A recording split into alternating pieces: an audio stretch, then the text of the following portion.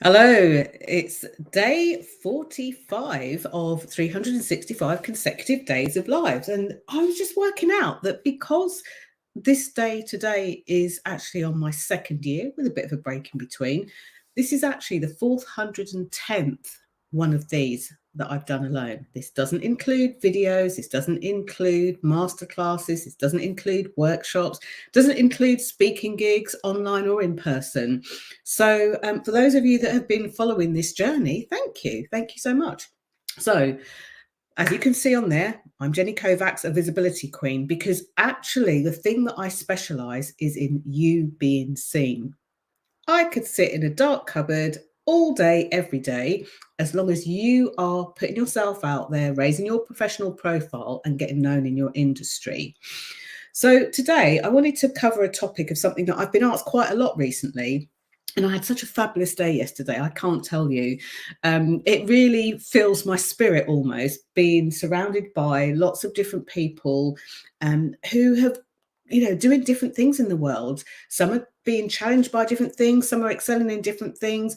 But in my heart, from what I was hearing, we all excel at a number of things. And that's to be celebrated, right? That's to be celebrated.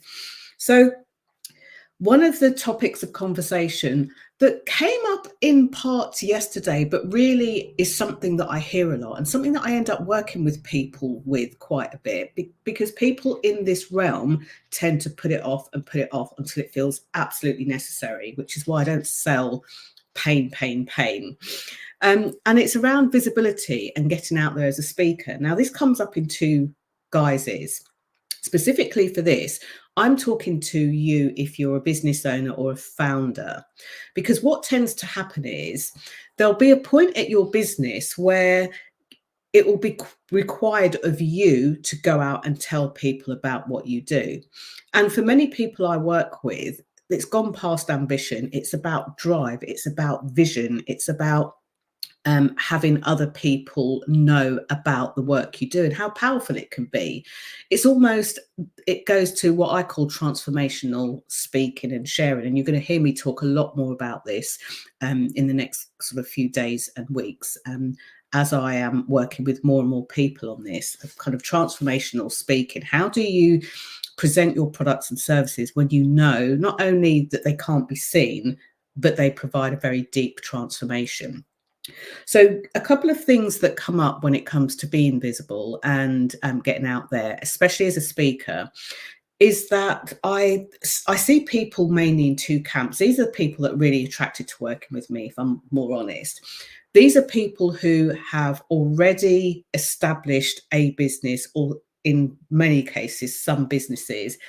They've been well established. Maybe they've exited a business and sold it on. Maybe they've been very senior in their business, usually kind of like CEO, MD level at a business, and they are looking to either add another string to their bow or to do something else whilst actually kind of either being like an NED on that business and then carrying on another. And the other thing that I see are people who have founded companies, founded businesses. They've been doing it for a while, so they're not like at startup stage, but they tend to know that it's important and pivotal for them to be known to speak about the topic that they share.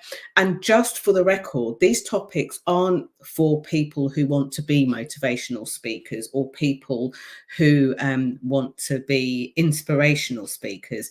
These are people that really have a deep purpose, and sometimes they're accountants. I've worked with a number of accountants to do this. So they're accountants that want to go out and essentially tell people about their business and and get more client acquisition. So they're talking about accountancy. Some of them are what I call established professionals in that they have been doctors. I've worked with a couple of doctors. I've worked with a number of lawyers, interestingly enough. I don't know why that should be interesting, but I have. And I've worked with people who have basically gone through and studied for their art. So, like opticians, people who have studied a long time to do the the career that they have. And I remember this came in really handy when I actually spoke to somebody who I can now class as a friend of mine. I spoke to their clients who were chiropractors, osteopaths, people with practices, in terms of how they could then go out and speak for their business.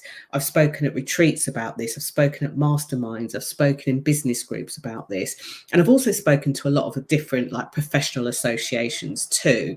So the other thing that happens is that people feel like because they're adding this other string to their bow or they're speaking about something a bit new, there's this feeling almost that they have to start again. There's a feeling that they're almost like a beginner. And there's a really quick way to bridge that gap. I haven't got time to go into the depths of that now, but if that's something that intrigues or interests you and you'd like to know how you can do that, then contact me privately and we'll talk about how that would work and how that would look.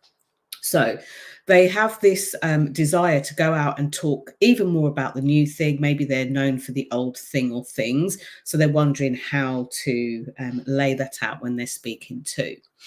And then the other part of it comes from, well, how do you get the speaking gig? So here's a couple of things that I want to share with you today on this live around visibility and getting out there as a speaker, whether it's your first rodeo or whether it's your new rodeo or whether it's something that you've actually been doing and would like to do more of.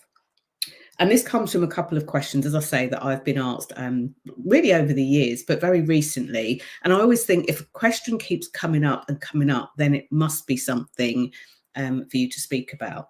So thing number one, you're a professional, you're known for doing something. And interestingly, a number of people that come to me, especially for the video stuff and how to convey that kind of over the ethers, do often come from a TV background, a media background, a journalist background, PR background, those kinds of things.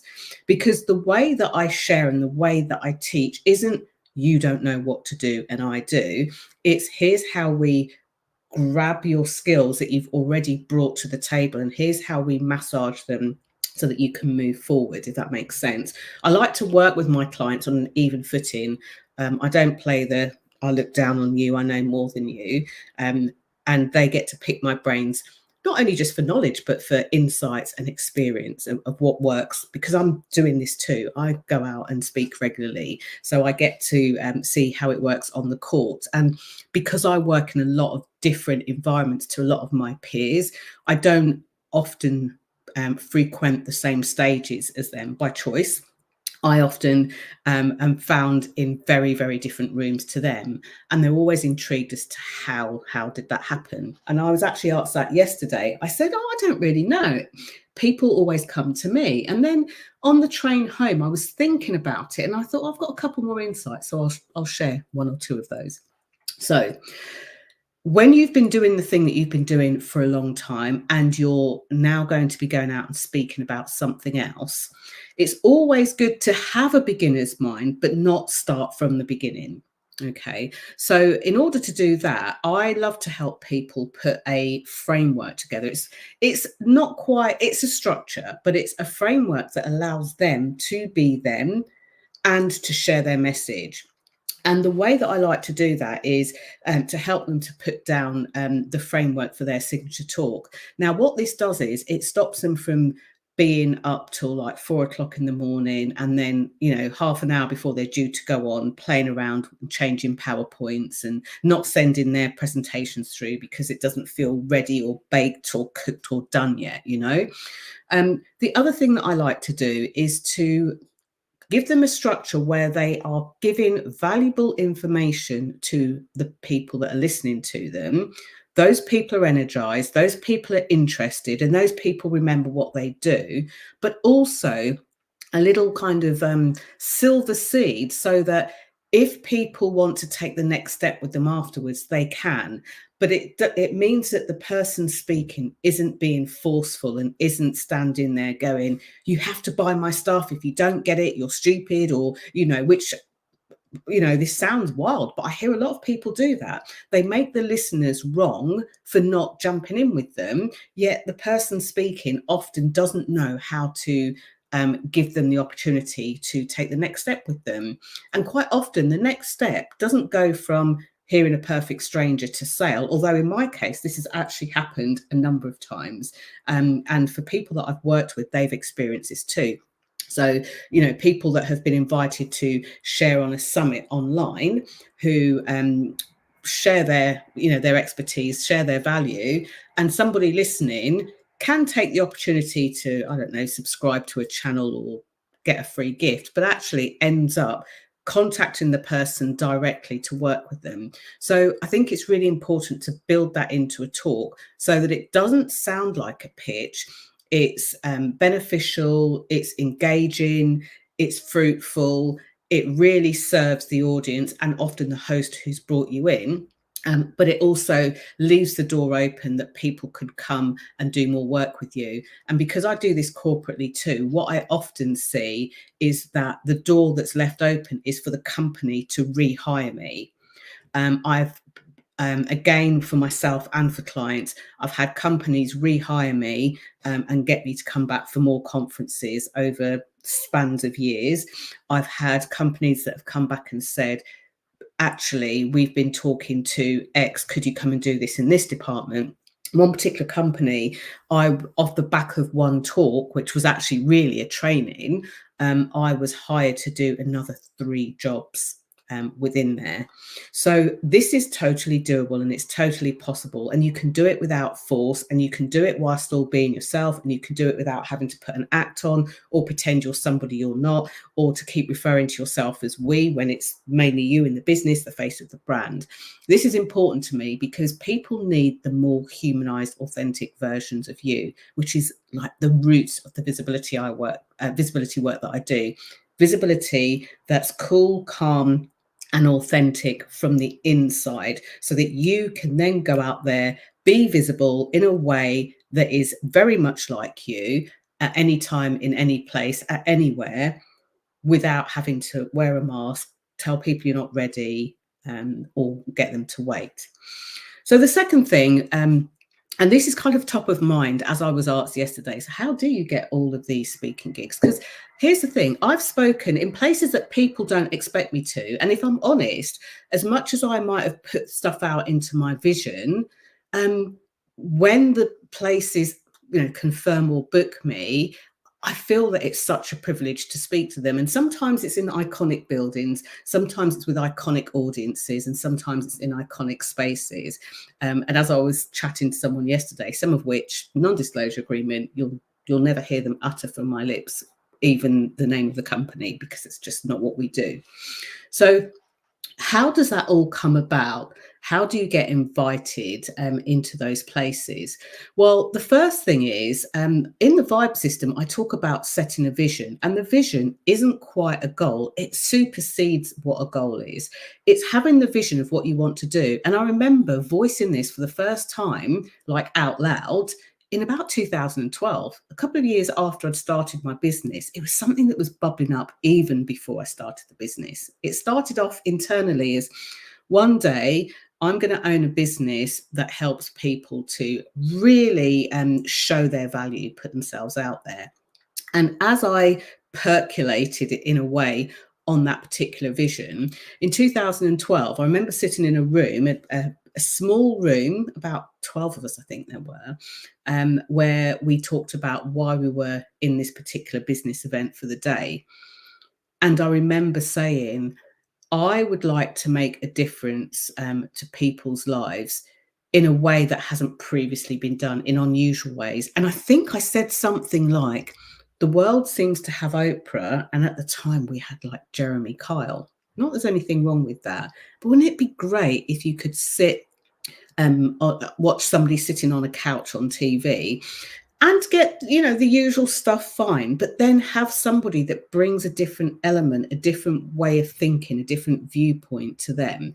And I really knew that I wanted to do it for the masses, but I was also aware that I would be happy to literally do it one by one if I had to. I didn't say I want to touch 1 million people's lives or anything else like that, because to me, that even felt like putting a limit on the numbers. But I knew that I wanted to make a difference in places and spaces where people didn't have access to this. And one of those places I find are in lots of corporate places. They do a lot of leadership development training. They do change management. They call in different people if they know they're about to go through recessions and redundancies, or they have just done and there's been a shake-up. And they do like presentations, training, academies and things like that, all of which I've delivered to, train the trainer, you know, all of those sorts of things. However, for some companies, they realize, especially, and this is why I like working with founders, they realize that the vision that they have and the dream that they have for their company, they want to take their people along with them too. And they pick the best people, the most magical, talented people, and they want them to almost take the company forward in the same way as the founder does. And in order to do that, in order for them to really embody the vision, not even just buy into it or agree with it, to embody the vision, they need to come along too. So sometimes it's companies that have got associates working for them, companies that have consultants working for them, companies that might have a mixture of permanent staff and freelancers, and businesses that have people working in a hybrid environment where they'll go into the office sometimes and work from home other times. And obviously, most commonly, I say obviously, post-pandemic, people who have got businesses where all of their people are freelancers, all of their team work remotely. And every now and then, maybe once a year or a couple of times a year, they might bring people physically together. And often they bring them together online. So this is all an important part of visibility. However, when they have me or clients that I've helped to get in front of them, it's a very different approach to what people usually do. People are usually encouraged to send messages. Here's my speaker pack. Here's what I talk about. It'd be really great to speak to the stakeholder, and kind of like cold call them. And for a lot of these spaces, that hasn't happened. When I spoke at Google, that didn't happen. When I spoke at New Scotland Yard, that didn't happen. When I've spoken at the Excel, that didn't happen. When I spoke at the QE2 Centre, that didn't happen. And when I've spoken and trained in lots of different kind of spaces and places, which won't be named, that didn't happen. It normally came from an invite. Somebody came to me. So you might think, oh, well, there you go, Jenny, you're on video. Look at you with your pink hair. It's getting brighter, pinker. And as time goes on, the more washes it has and the more sunlight it sees. But you know what? My hair might be pink, but my message is serious. My hair might be pink, but I care about the people living the vision that you've dreamed of doing. And I think when you can convey that and articulate that, then that's what's important. Now, I'd love to tell you that you follow these 5 steps and that's it done. But it really does depend on the type of business you are. Yes, there are repeatable steps that I teach in the Visibility Vibe system. But what I love most is that you get to take your work, weave it into those steps. So you don't sound like me when you're speaking to your own audiences, but they get exactly what you do. They get your vibe, they get and understand what you're saying to them, and they get excited about it. So they want to continue with you. That's the sweet spot. If you've got questions about this, I have got 2 more spaces to work with 2 people privately over the next 3 to 6 months in the transformational speaker one-to-one stuff. So if you would like to find out more about that, we'll help you get ready so that you can literally at the touch of a button and put yourself forward for a speaking gig, even if it's last minute, late minute, like often happens in the BBC. We'll put that together. We'll get you the structure of your talk. I call it constructing a killer talk because it really is killer. And also what you do about responding and putting forward your talk when you're approached to, and basically how to do it in a way that you are approached rather than you sending out 100 emails and losing the will to live because no one's coming back to you and everyone's ghosting you. So that's it. If you would like to know more, just send me a message. I'll send you a link to a schedule where we'll get the opportunity to actually have a conversation and see what we can do for you and if it's right for you. Okay, that's it. Thank you for watching. Bye for now.